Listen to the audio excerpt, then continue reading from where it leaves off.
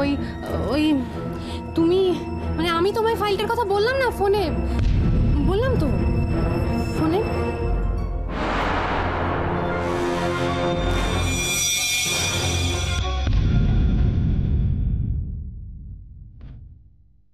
বাড়িতে এটার ব্যাপারে কেউ কিছু জানে না? দি ভাই, আমি তোমাকে কিছু জানাইনি, আমাকে মাকেও না। সঙ্গে এটা বাবার সারা জীবনের সাধনা। আমি দি ভাই, আর সেই জন্যই তো আমি এটা তোর কাছে নিয়ে এলাম।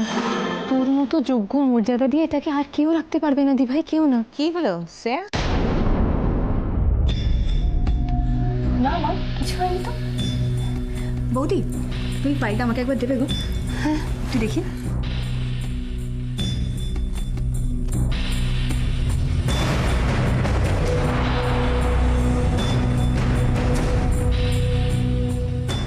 আমি বললাম তো যে শ্রেয়া এসেই যাবে, ফোনে যখন তোমাদের কথা হয়েছে ও ঠিক এসে পড়বে। হ্যাঁ, আসলে কি বলো তো বৌদি, তুমি তখন ফোনে কি বলছিলে না ঠিক বুঝতে পারছিলাম না, নেটওয়ার্ক প্রবলেম তো। কে যেন নিয়ে যেতে বলেছে ফাইলটা? বাবা, বাবাই তো বলেছে আমাকে ফাইলটা নিয়ে যেতে। কি বাবা ফিরে এসেছেন? না না, ফিরে আসেননি, আমায় ফোন করে বললেন আর দুদিনের মধ্যেই চলে আসবেন, খুব দরকার, কি কাজে যেন লাগবে, তাই নিয়ে যেতে বললেন। ওই বাবার সঙ্গে তো গতকাল আমার কথা হলো, বাবা তো সেরকম কিছু বললো না। তাহলে হয়তো মানে ওই তেমন ওই দেখেছো, একদম ওনার মতন, ওদের সব এক স্বভাব, হঠাৎ কখন যে কি মনে হয়ে যাবে।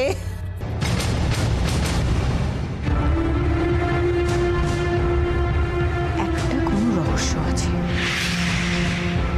বাবা আমাকে কিছু না জানিয়ে বৌদিকে পাঠাবে কেন? তাছাড়া ফাইলটা নেওয়ার হলে ঝিমলি তো আমাকে জানাতে পারত। শ্রেয়া,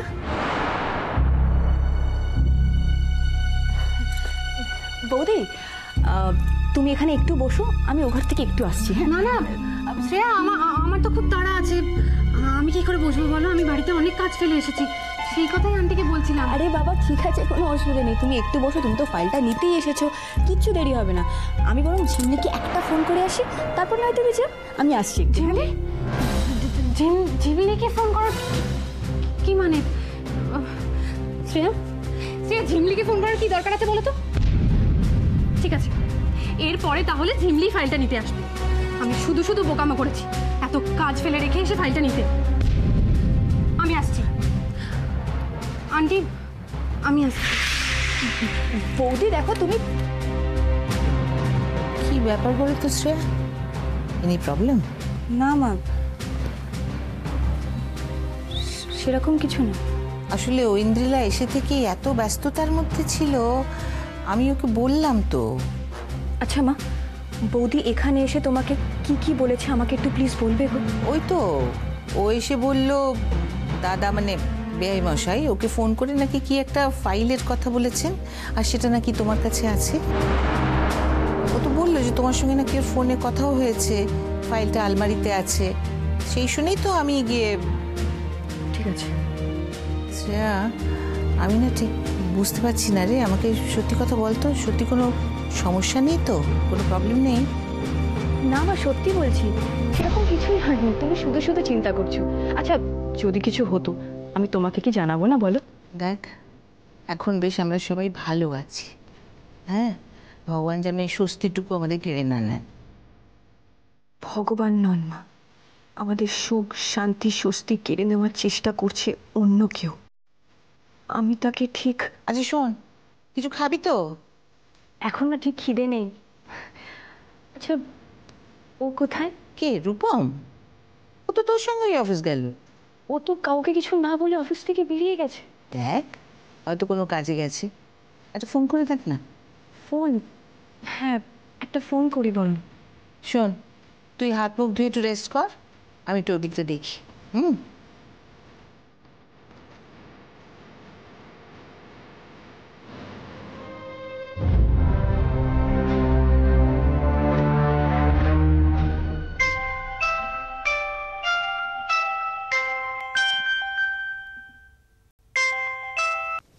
হ্যালো। বাবা, এবারের নাম্বারও তুই তো নতুন মোবাইলে সেভ করিসনি? ও তোর নাম্বার সেভ করিনি বলে তুই আমাকে এত কথা শোনাচ্ছিস? হ্যাঁ, তাহলে তোর সঙ্গে এখন কোমর বেঁধে ঝগড়া করা উচিত, অথবা কথা বলাই উচিত না। কেন? আবার জিজ্ঞেস করছিস কেন? আচ্ছা, তুই আমাকে ঠিক কতদিন আগে লাস্ট ফোন করেছিলি বলতো? এবার থেকে তুই ক্যালেন্ডারে টিক মার্ক দিয়ে রাখবো ঠিক করেছিস যে তুই কবে কবে ফোন করছিস। কি রে দি ভাই, এত নিষ্ঠুর হয়ে গেছিস তুই? ভুলেই গেছিস আমাকে? তোর ভালো লাগে। আরে না না ঝিমলি, বিশ্বাস কর, আসলে কাজের এত প্রেশার না, একদম ভুলে গেছি রে, একটুও সময় পাইনি। তুই প্লিজ কিছু মনে করিস না, আই এম রিয়েলি সরি।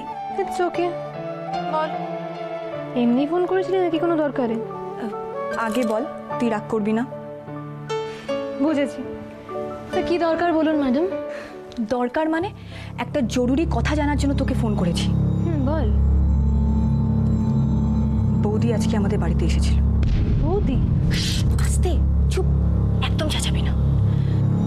দরকার পড়লে আমি যেটা জিজ্ঞেস করছি সেটার হ্যাঁ বা নাই উত্তর দে। ঝিমলি, বাবা নিজের মসলিনের ফাইলটা নেবার জন্য বৌদিকে কি ফোন করে পাঠিয়েছে? কি কি সব যাতা বলছিস তুই? কিংবা তুই? তুই ভাই, আমি কেন পাঠাতে যাব? তুই কি মাথাটা খারাপ হয়ে গেল নাকি? ঠিক আছে, ছেড়ে দে, আমার যা বোঝার বুঝে গেছি। শুধু এইটুকু জেনে রাখ, বৌদি এই বাড়িতে বাবার নামে মিথ্যে কথা বলে মসলিনের ফাইলটা নিতে এসেছিল।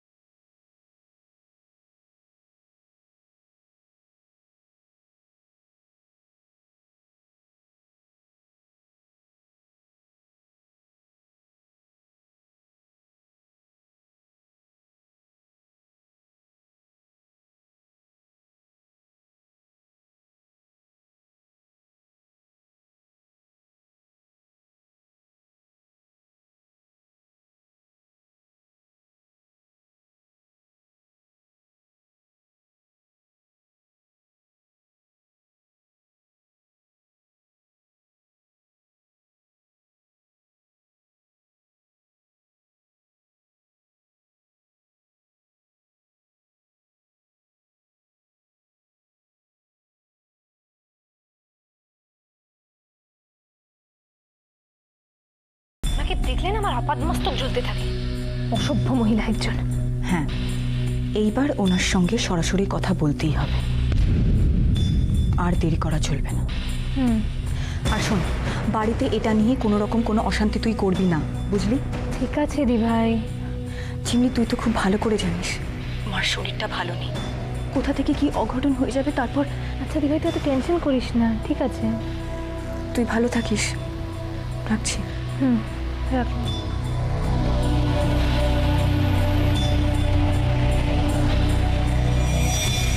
একটা কাজ যদি তুমি ঠিক মতো করতে পারো, একটা কাজ, সব ব্যাপারে মমের উপর ডিপেন্ড করো সেই ছোটবেলা থেকে।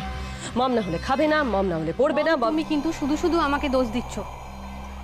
আমার কিন্তু কোনো দোষ নেই। দোষ নেই বলে হাত তুলে দিলে চলবে না। দোষ নেই, দোষ নেই। তুমি নিজে ভুলেই গেছো তো, ভুলে গেছো কি কারণে ওই বাড়িতে গিয়েছিলে, ভুলেই গেছো যে তুমি গল্প করতে ওখানে যাওনি। সহ্য লাগছে, শুধু শুধু আমাকে ব্লেম করছো তুমি। আমি কি ইচ্ছে করে আন্টির সঙ্গে কথা বলতে গেছিলাম নাকি? আন্টি তো আমার সঙ্গে এসে কথা বলে আমাকে আটকে দিল, আমি কি করব? ওটাই তো ওরা চাল। উনি মুখের ওপর বলতে পারেনি যে ফাইলটা দেবেন না, আর চাইছিলেন শ্রেয়া যাতে চলে আসে। মোটেই না, মানুষের কথাবার্তা শুনলে বোঝা যায় উনি মোটেই ব্যাপারটাকে বাঁকা চোখে দেখেননি। আমি একবার বলাতে উনি আমাকে ফাইলটা বার করে দিয়েছিলেন। ওটাই তো ওনার ভালো মানুষই, সবসময় একটা ভালো মানুষের মুখোশ পরে থাকেন। মিসেস মিত্র যে কি সেটা আমি জানি, তোমরা বুঝবে না।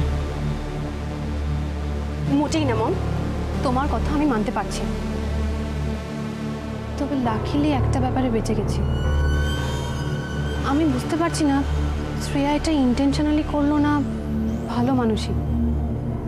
ও কিন্তু সব বুঝতে পেরেছিল আমি যে চুরি করতে গেছিলাম, তা সত্ত্বেও বাড়ির কাউকে কিচ্ছু বুঝতে দেয়নি। ও গড, কেউ জানতে পারেনি, নাহলে না মান সম্মান একেবারে ধুলোয় মিশে যেত। চুরি? হোয়াট ইউ মিন বাই চুরি? এক কথা বলে যাচ্ছ। চুরি কাকে বলে? তুমি কি চোর নাকি? মম, তুমি তো অদ্ভুত। চুরি করতে গেছি, চুরি করতে গিয়ে ধরা পড়েছি, এটা চোর না তো কি? আচ্ছা, চোরের ডেফিনেশনটা তোমার কাছে কি বলো তো? এই যে ড্যাড ড্যাড সবাইকে অর্ডার পাইয়ে দিয়ে খুশ নেয়, এটাকে কি বলবে তুমি? চুরি না? অবশ্য তোমার ভাষায় তুমি আমার বলবে ওরা ড্যাডকে ডোনেট করে। বস্তি বাড়িতে বিয়ে হয়ে দেখছি বেশ নীতিজ্ঞান হয়েছে। এই নীতিজ্ঞানগুলো কে দিচ্ছে? তোমার ওই আদর্শবান শ্বশুরমশাই নাকি? একটা কথা শুনে রাখো বেবি, যে কমফর্ট পেয়ে তুমি মানুষ হয়েছো, যা যা তুমি পেয়েছো, যেগুলো না পেয়ে তোমার আজ নাভিশ্বাস হচ্ছে, সব কিছু এসেছে কিন্তু তোমার ওই বাবার বাঁ হাতের পয়সায়, 2 নম্বরই পয়সায়। ওকে, এনিওয়ে, এসব নিয়ে তোমার সঙ্গে আর কথা বলতে চাই না এখন। শুধু দুশ্চিন্তা হচ্ছে যে ফাইল পাওয়াটা সত্যি আর কঠিন হয়ে গেল। হ্যাঁ, শ্রেয়া যদি এখন ফাইলটা অন্য কোথাও লুকিয়ে রাখে তাহলে কি হবে মম? আমার তো চিন্তা হচ্ছে শ্রেয়া এইসব কথাগুলো নিশ্চয়ই জিমলিকে বলবে, আর ও সবকিছু জেনে বাড়িতে ঝামেলা করবে। তুমি এসব নিয়ে একদম ওয়ারিড হও না, একদম না। তুমি যে ওই বাড়িতে আছো, ওই বাড়িতে তোমার বিয়ে হয়েছে, সেটা তোমার নয়, ওদের অনেক ভাগ্য। হ্যাঁ, আর প্রবালও এখন তুমি যা বলবে সেটাই শুনবে। মম, আমি আসি, তুমি কথা বলো। ওকে বেবি, এসব নিয়ে একদম চিন্তা করো না, বাড়ি থেকে ব্যস্ত। ওকে, বাই।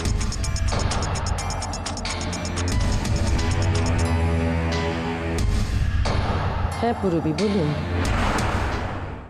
হ্যাঁ মিস্টার শাসমল, বলুন। দেখুন, না না না, দেখুন আমি আজকে অফিস যাব না, আমি স্ট্রেট মিস্টার সিং এর সাথে মিটিং করে বাড়ি ফিরবো। আপনার তো কোনো প্রবলেম হওয়া উচিত না, আমি তো চেকগুলো সাইন করে দিয়ে এসেছি। আপনি একবার মিস্টার সেনের সাথে কথা বলে নিন, উনি আপনাকে বলে দেবেন সব কিছু। হ্যাঁ, আচ্ছা ঠিক আছে, ঠিক আছে, ওকে ওকে ওকে। সন্ধ্যা, সন্ধ্যা একবার দেখো তো। বৌদি,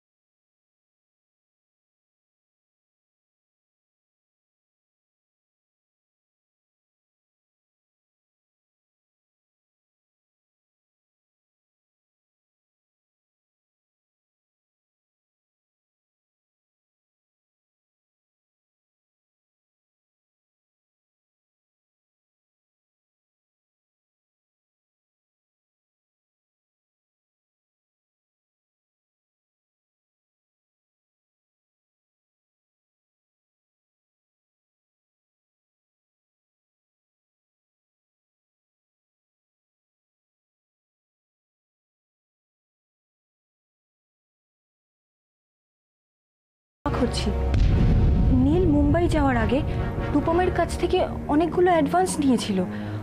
ও তো স্যালারিও পেয়েছে। তাহলে হ্যাঁ বৌদি, আমি জানি, কিন্তু কি বলতো, নীলে না হট করে আবার টাকা পয়সার প্রয়োজন পড়ে গেছে। মানে এই টাকাটা এখন না পেলে ও খুব বিপদে পড়ে যাবে গো বৌদি, প্লিজ একটু দেখো না। দেখো রূপসা, তুমি প্লিজ কিছু মনে করো না, কিন্তু এ ব্যাপারে তোমাকে কিন্তু স্ট্রিক্ট হতে হবে। নীল কিন্তু আবার আগের মতো শুরু করেছে। দেখো, তুমি ভেবো না যে আমি তোমাকে কোনো রকম কোনো জ্ঞান দিচ্ছি, কিন্তু ওর এরকম অন্যায় আবদারগুলো তোমাকে কিন্তু জাস্ট অ্যাভয়েড করতে হবে, নাহলে ভবিষ্যতে যদি আবার কোনো প্রবলেম হয়ে যায় তাহলে তো খুব বিপদ। দেখো বৌদি, আমি নীলের স্ত্রী, আমার বর কোন কথাটা সিরিয়াসলি বলে আর কখনো এমনি এমনি বলে সেটা কিন্তু আমি বেশ ভালো করে বুঝি। তুমি কি ভাবছো আমি বুঝতে পারিনি নাকি? রূপসা দেখো, তুমি কিন্তু আমাকে ভুল বুঝছো। তুমি যেটা ভাবছো সেটা কিন্তু আমি তোমাকে বলতে চাইনি। প্লিজ বৌদি, চুপ করো তুমি। আমি খুব ভালো করেই বুঝতে পারছি তুমি কি বলতে চাইছো। আর এখন তোমার হাতে অনেক ক্ষমতা, তাই তুমি আমাকে এসব বলছো, তাই না বৌদি? দেখো, দরকার নেই বৌদি, আমাকে আর কিচ্ছু বলতে হবে না। আমি আমার টাকা পয়সা চাই না, আমি যা চাওয়ার এখন দাদার কাছ থেকেই চাই, তোমার কাছে আমার কিচ্ছু চাই না। থ্যাংক ইউ সো মাচ বৌদি। রূপসা দেখো, রূপসা আমায় কিন্তু তুমি ভুল বলছো রূপসা।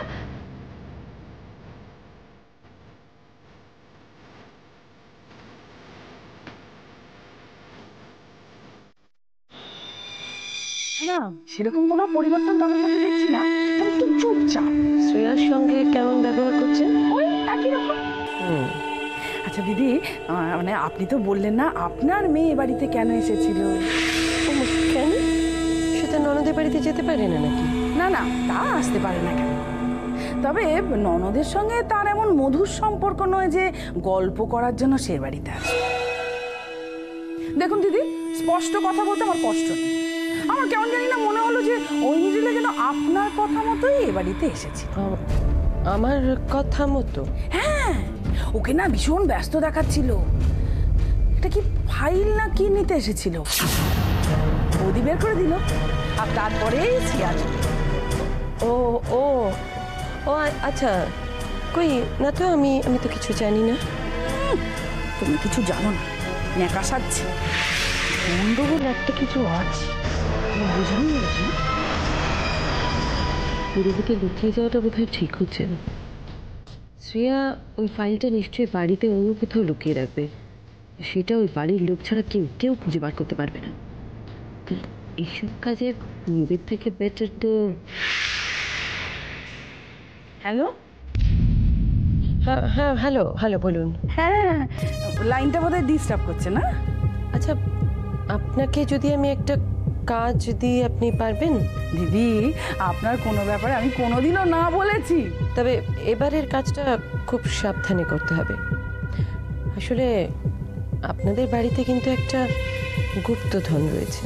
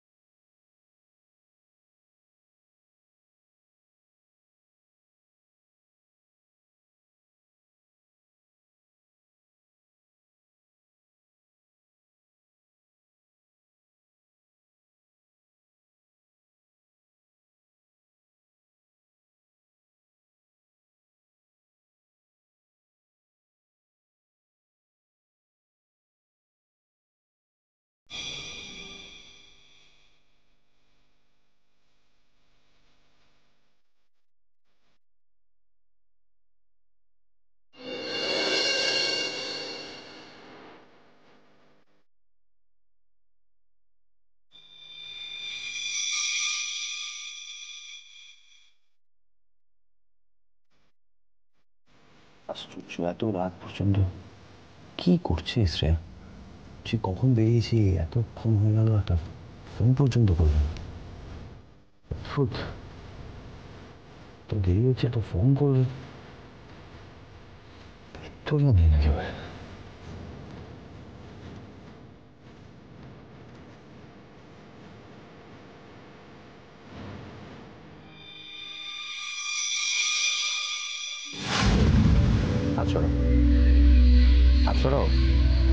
কটা বাজে খেয়াল আছে? এত রাত অব্দি বাইরে তুমি কি করছিলে?